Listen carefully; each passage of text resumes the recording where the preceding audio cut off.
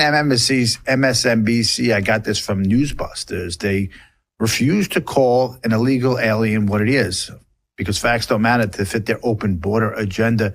An El Salvadorian man, Kilmar Abrego Garcia, he commits major crimes in Maryland, and they keep hiding his immigration status.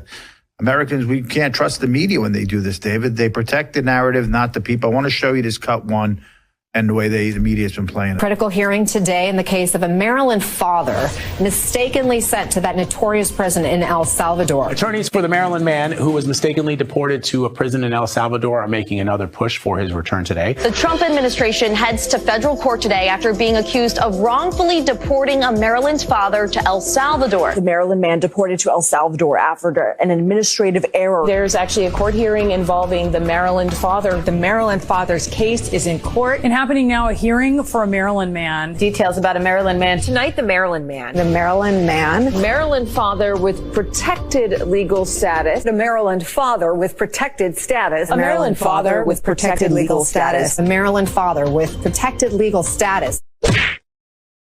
The Maryland father. That Maryland father. A Maryland father. A Maryland father. A Maryland father. A Maryland father. A Maryland father. A Maryland father. One of the things that struck me was the lawyer for the Maryland man saying there is no such thing as a removal order to nowhere. They all got their marching orders. They got their talking points from the DNC. We know one thing. He's a Maryland father, right? David, how do you see that? Yeah, and all of a sudden the MSM cares about the American family. Go figure, right?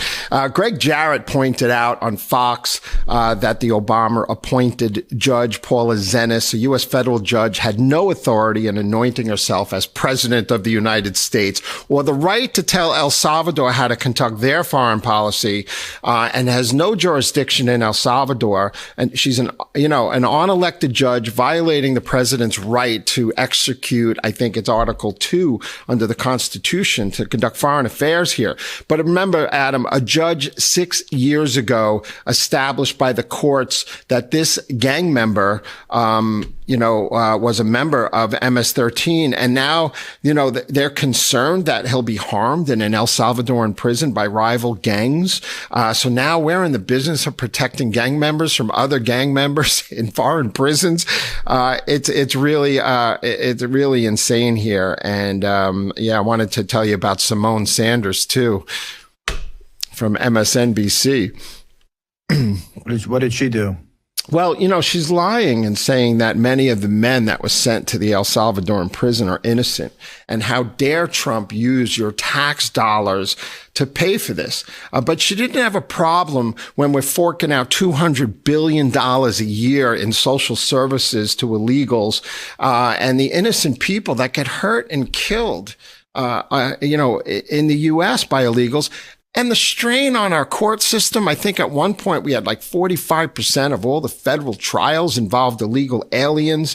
The burden on the prison system in California at 20-30% of the prison population are illegals. Think about the costs. And now all of a sudden they're worried because Simone Sanders from MSNBC was saying, how can our tax dollars pay to extradite these people? And your tax dollars are being used for that. But they don't care about I don't know, what is a couple $1 trillion that have been spent on illegals of U.S. taxpayer money. But even they didn't even show this, that the taxpayers and with Doge is pointing out to all the illegals that were given Social Security numbers and were given the right to vote and given money right away. So those weren't even part of that system you talk about, because they quickly, the Democrats and the leaders of the Democratic Party, they wanted to make them citizens right away. What a scam that was that Doge is finding out, right? That's a really big scam. I want to